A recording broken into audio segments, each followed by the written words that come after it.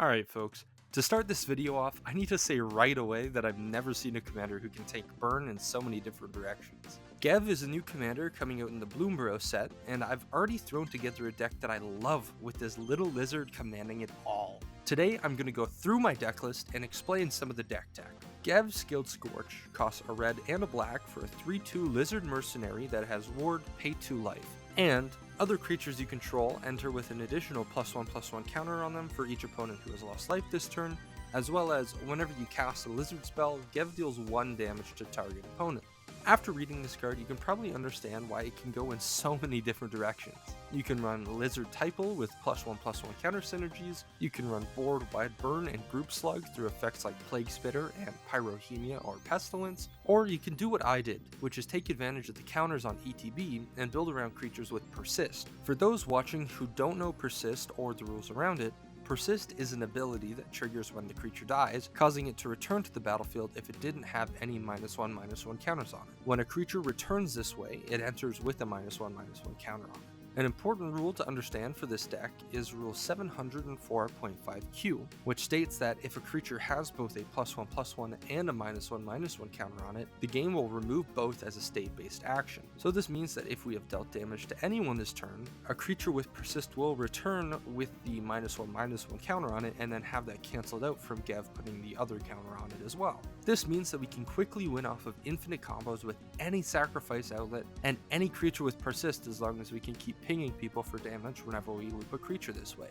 Some common examples for these combos are Goblin Bombardment because it pings off of creatures being sacrificed, Murderous Redcap which will ping when it re-enters the battlefield, or even a separate card like Impact Tremors which will ping when the creature re-enters the battlefield on its own. Infinite combos aside, this deck needs a lot of redundancy. Since we are building an entire commander deck around one style of combo, we need to fill the deck with a lot of options that work in the same way. This is why I'm running 6 creatures with Persist, and there are around 9 total, but the other 3 cost a lot of mana, and in cases like Antler Skulkin, they don't even really work in the deck because I'm not running any white creatures. I'm running 6 sacrifice outlets, being a mix of creatures that can sacrifice and also ways to sacrifice for mana, and also 6 ways to fetch or tutor for different parts of the combo. You, the viewer, might be asking right now, what if they catch on and shoot down any attempt at a win through the Persist loops?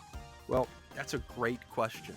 Aside from running a ton of protection and removal to keep the combo pieces on the board, there are a couple of ways that we can deal with people meddling with this combo. If they decide to remove Gev, First Day of Class is a card that essentially does the same thing as he does, and although the counters don't scale with damage, it still allows us to cancel out the -1/-1 counters from Persist. Another fun card in this deck is Song of Totentans. It seems relevant at first, but gets extremely wacky if all 3 opponents have lost life this turn. For 6 mana, you can essentially make 5 4/4 rats because of the counters that they get from Gev, and this card gets even crazier if you happen to have a Persist loop available with either Ashnod's Altar or Phyrexian Altar, because you can use that infinite mana created through sacrificing the Persist creature and dump it all into Song of Totentans to make an infinite amount of 4/4 rats with haste. Although this deck may seem a little boring, it becomes a lot more fun when you draw into the right cards, because you can pretty much win once those cards get cast. Through the little bit of playtesting I've been able to do for this deck, I've been having a blast with it, and I suggest you try it out too. The deck list can be found on my Moxfield page linked in the description, where you can also find my other social media, as well as a written explanation of the infinite combo so you can refer back to it. Don't forget to like and subscribe, and tell me what other Bloomborough or Duskmourn commanders you would like me to talk about in the future. See ya!